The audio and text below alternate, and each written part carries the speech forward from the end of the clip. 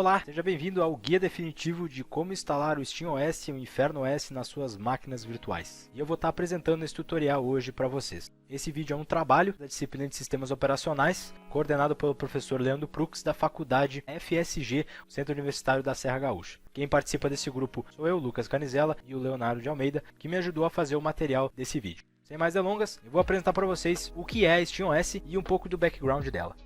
Bom, a SteamOS nada mais é do que um sistema operacional baseado em Debian, que é uma distribuição do Linux, desenvolvido pela Valve, a mesma desenvolvedora da nossa querida Steam. A proposta da Valve é fazer um sistema operacional em volta do Big Picture Mode, que já é uma interface de usuário própria da Steam. E como a SteamOS é desenvolvida em cima do Debian, e o Debian é uma distribuição do Linux, a gente tem o nosso sistema de arquivos ext4 e as suas linguagens de programação básicas são o C e o Assembly. Dando um pouco de contexto à criação do SteamOS, tudo começou em meados de 2013, quando o Gabe Newell, que é o cofundador e diretor da Valve, mencionou que Linux e códigos abertos são o futuro dos jogos. Pouco tempo depois, ele anunciava a SteamOS como sendo o próximo grande projeto da Valve. A primeira versão da SteamOS saiu com o Debian 7 em setembro de 2013.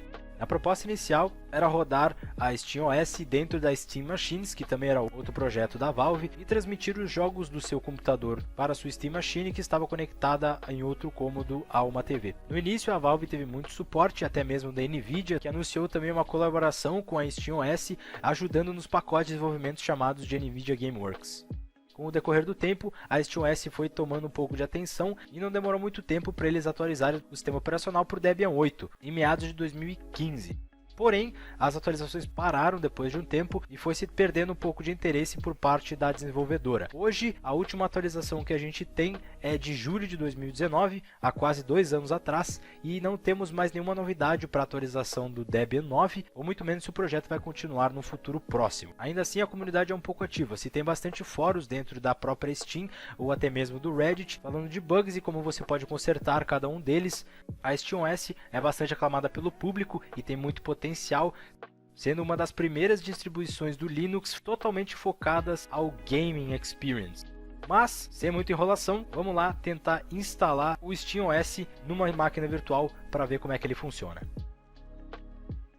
Bom, então vamos começar aqui pegando a ISO ou os arquivos aí do SteamOS. O que você pode fazer é estar entrando no Google e pesquisando SteamOS, certo?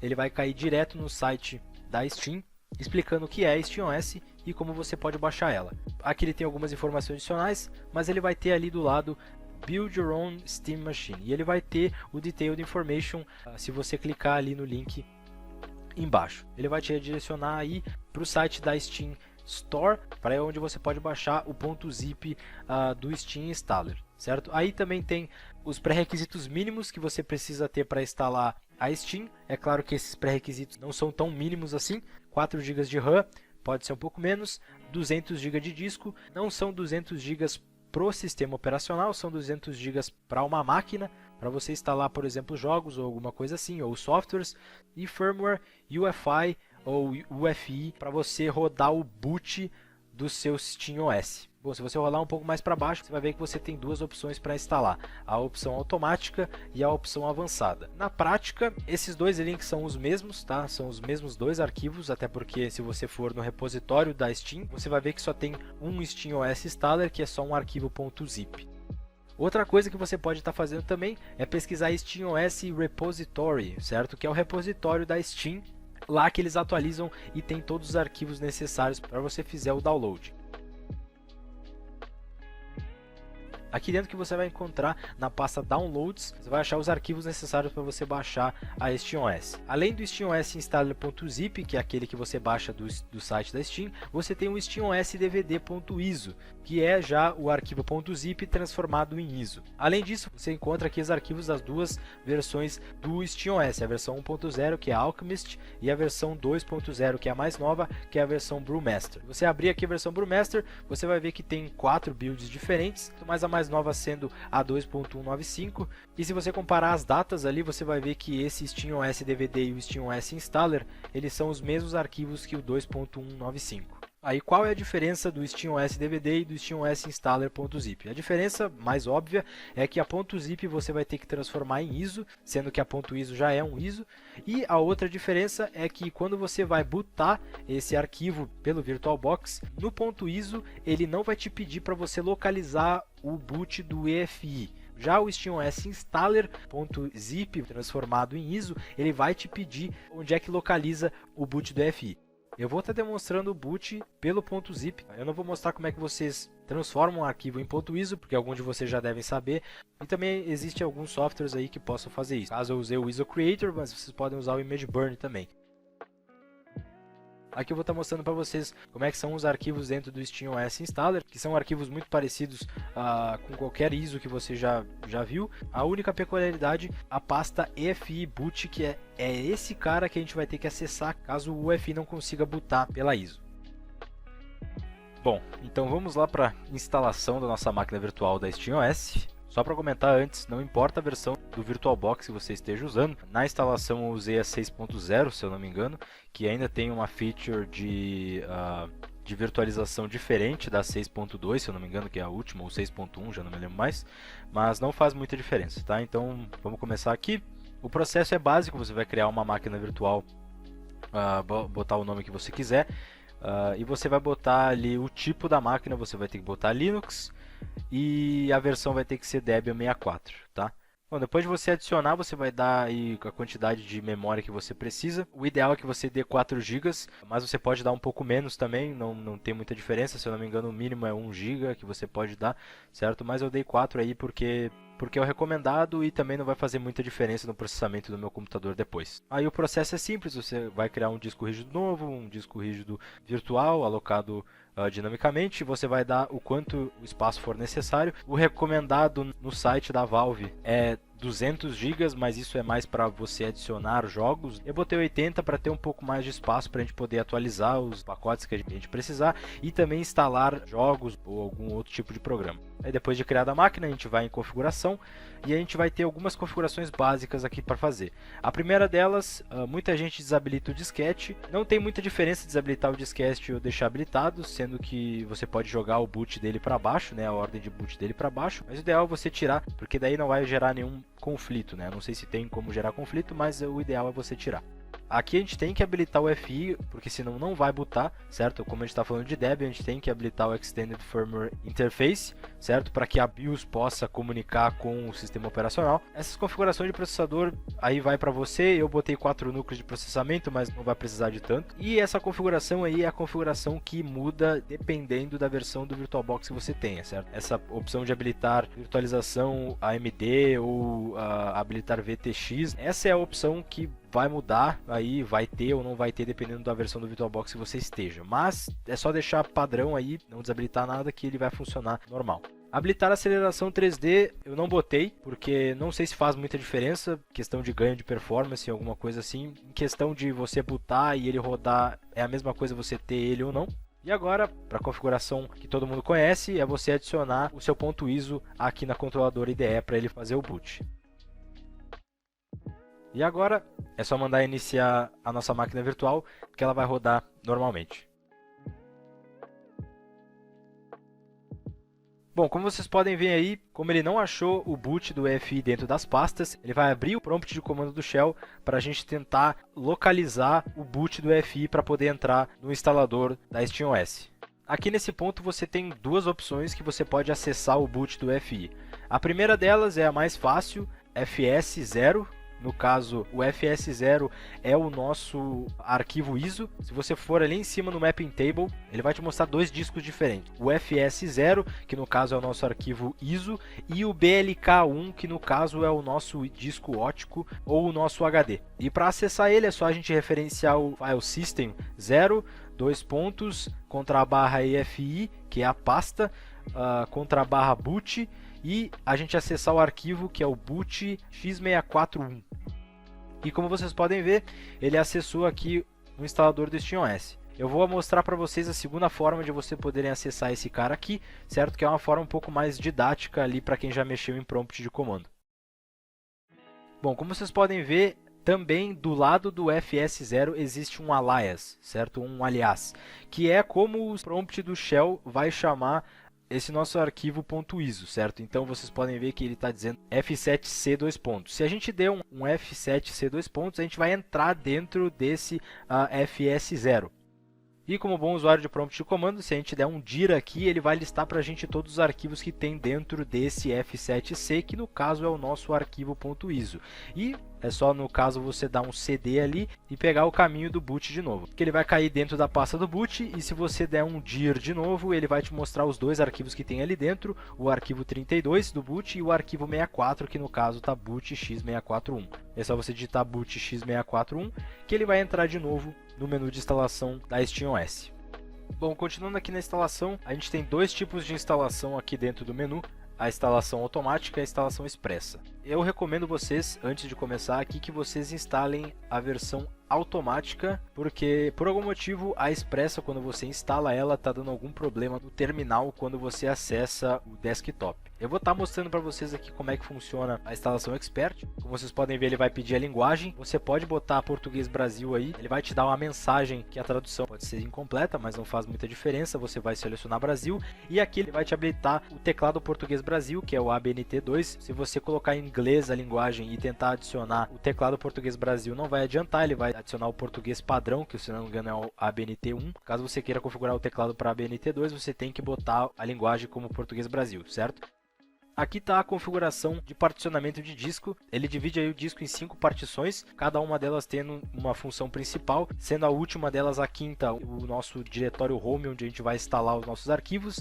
E aí tem várias partições, como por exemplo o boot recovery, que eu creio que seja para que ele armazene a imagem do Clonezilla quando ele faz a cópia do sistema base pelo Clonezilla, ele deve adicionar nesse boot recovery. E o swap deve ser algum tipo de partição para ele fazer arquivos temporários. Eu não mexo aí, porque eu também não tenho ideia de como é que funcionam essas partições, se elas são realmente necessárias ou se tem alguma coisa que a gente pode alterar aí e não der problema depois. Mas como eu falei, a versão automática não te deixa mexer e você vai passar isso aí sem alterar nada.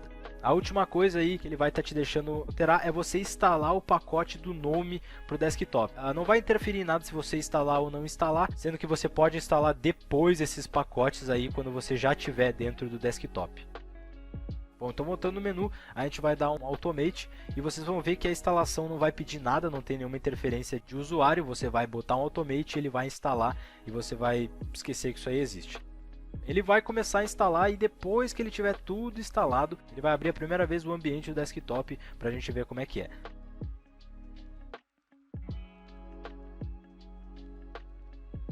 Vocês podem ver, ele vai abrir o ambiente desktop. Aí dentro ele faz basicamente duas coisas. A primeira é ele atualizar a Steam. Provavelmente ele está configurando a Steam para abrir no Big Picture Mode no usuário da Steam. Como eu falei, o usuário da Steam provavelmente não vai abrir. Eu não sei se é por causa desse update aqui. Eu não sei se você cancelar esse update vai adiantar alguma coisa. E ele vai também configurar alguns módulos do kernel e depois ele vai rodar o Clonezilla. Então aqui dentro não tem muito o que fazer, você pode até cancelar tudo, mas o update dos módulos você não vai conseguir cancelar, porque é uma coisa automática do sistema. E depois ele vai reiniciar e vai abrir o Clonezilla direto.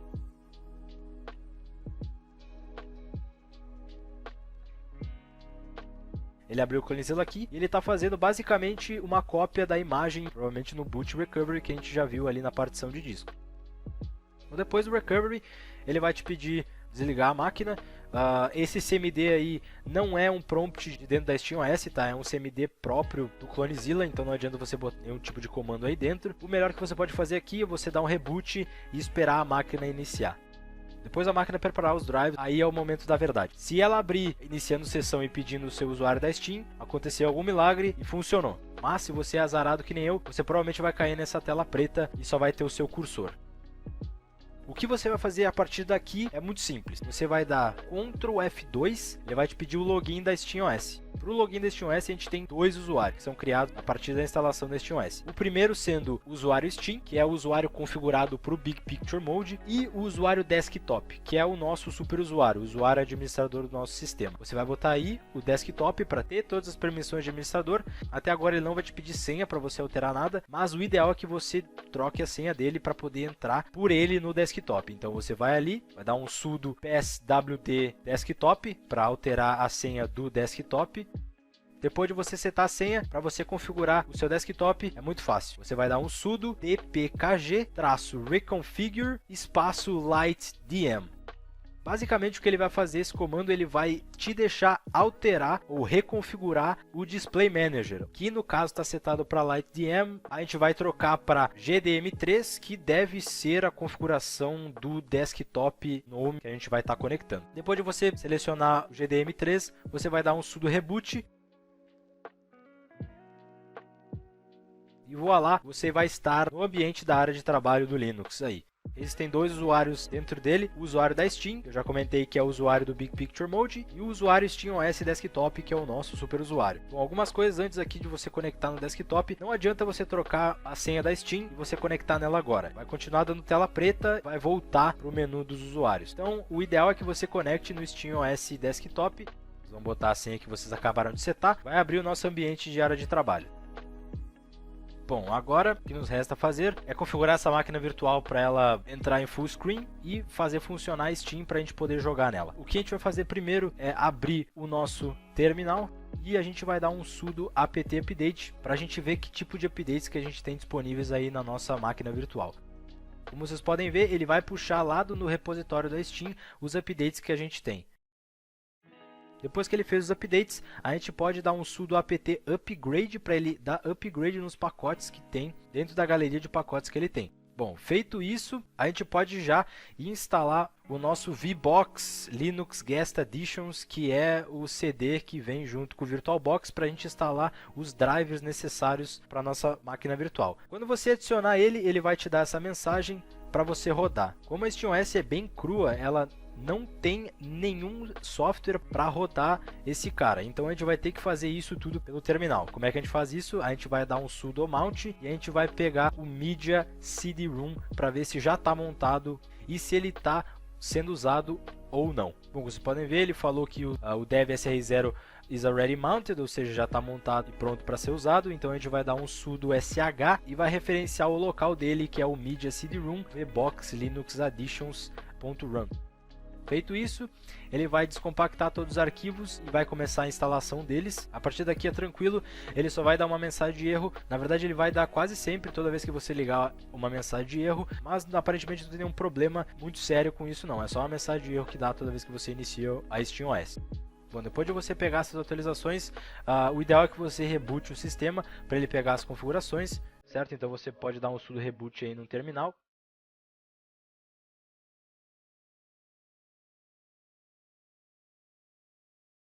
E para mim ficou meio bugado de início, mas a partir do momento que eu entrei nas configurações ali, ele já aumentou a resolução e deixou em full screen wide para mim. O que a gente tem que fazer agora é reinstalar essa Steam aí. Essa Steam que veio com o sistema da SteamOS não funciona. Então a gente vai desinstalar a Steam e reinstalar ela.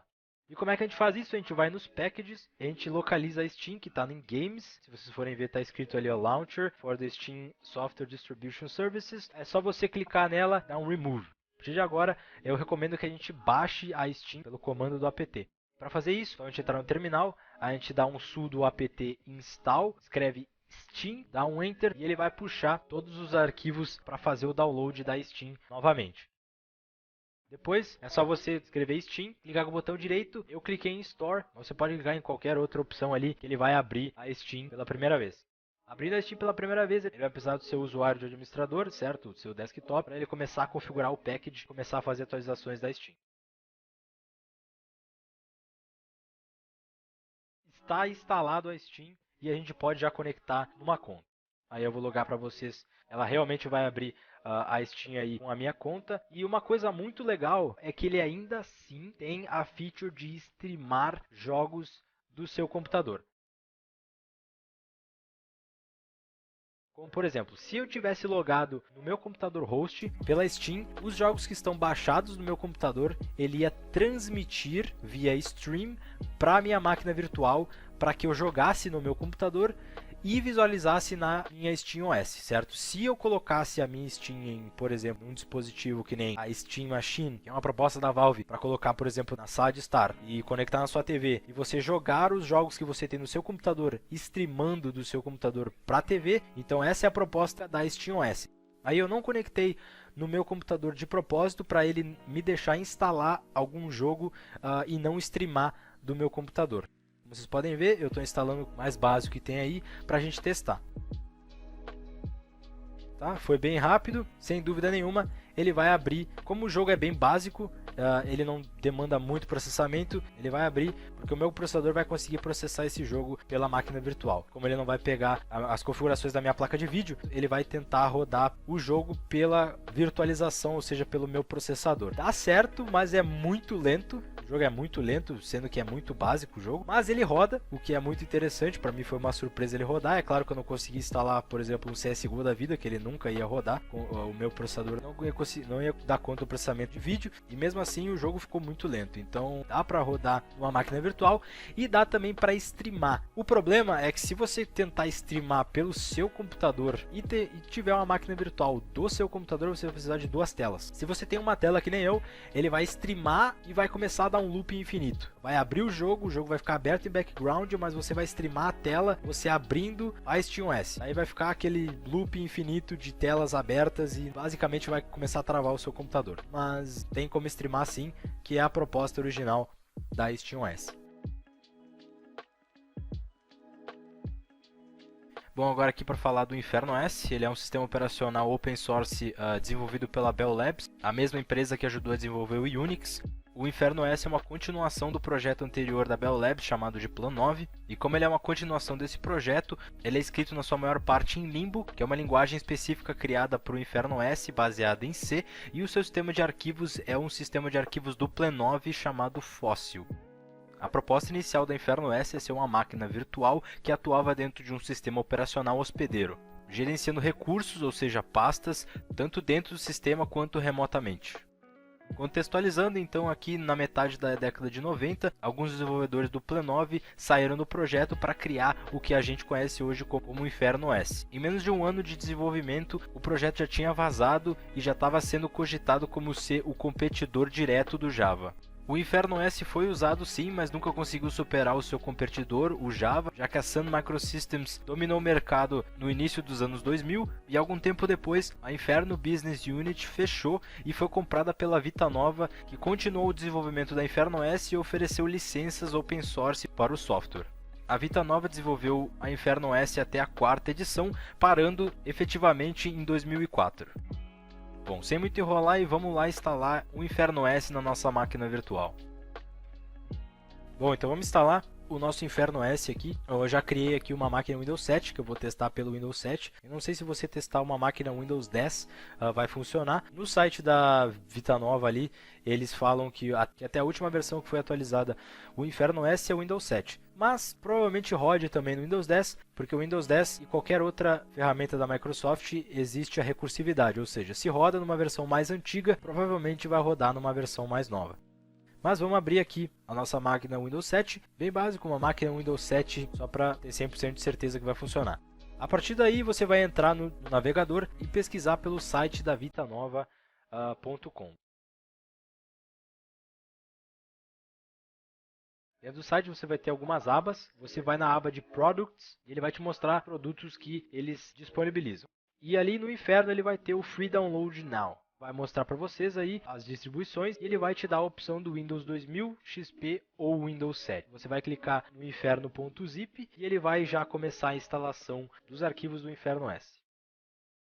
Feito a atualização, você vai extrair esse arquivo e vai colocar em alguma pasta que você saiba. Por exemplo, eu coloquei na C Inferno para C padrão. Então você precisa saber o caminho dessa pasta, porque você vai referenciar ela daqui a pouco.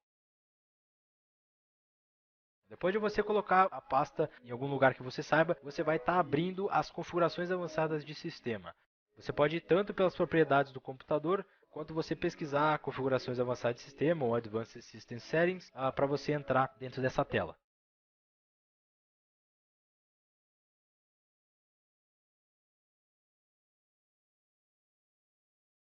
Nessa tela você vai ir lá embaixo em variáveis de ambiente, aí ele vai abrir para vocês as variáveis de usuário e as variáveis de sistema. O que você tem que fazer é você adicionar duas variáveis de usuário e você vai alterar uma variável de sistema. A primeira variável de usuário que você vai adicionar é a variável emu e você vai botar menos R e o caminho que você colocou a sua pasta do Inferno S. Então, no meu caso, é C _inferno. A segunda variável é uma variável inferno underline root.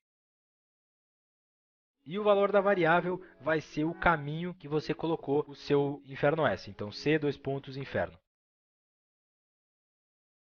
E a variável de sistema que você vai alterar é a variável path. Você vai entrar e você vai dar um edit ou um editar. E lá no final você vai dar um ponto vírgula e você vai adicionar o caminho C _inferno NT 386 vim.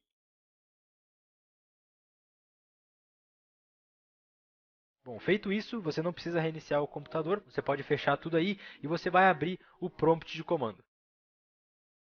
Dentro do prompt de comando, você vai acessar a pasta que você adicionou o inferno, então você vai dar um cd, no meu caso C _inferno. Dentro da pasta, você vai dar um emu, que é aquela variável de sistema que a gente criou, e aí você vai dar um wm/wm.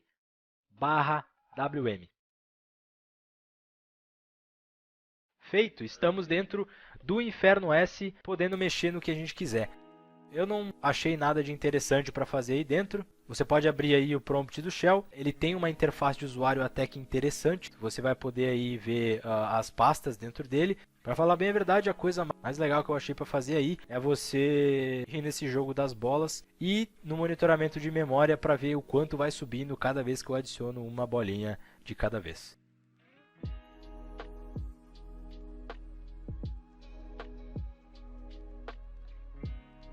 Bom pessoal, é isso por hoje. Vocês viram como é que instala SteamOS na máquina virtual de vocês e como é que instala SteamOS numa máquina virtual pelo Windows 7. Agradecimentos aqui ao Léo que ajudou a fazer o material desse vídeo para poder gravar e ao professor Leandro Prux que ensinou para a gente o trabalho, certo? Qualquer dúvidas, pode deixar nos comentários. Fiquem bem e um abraço.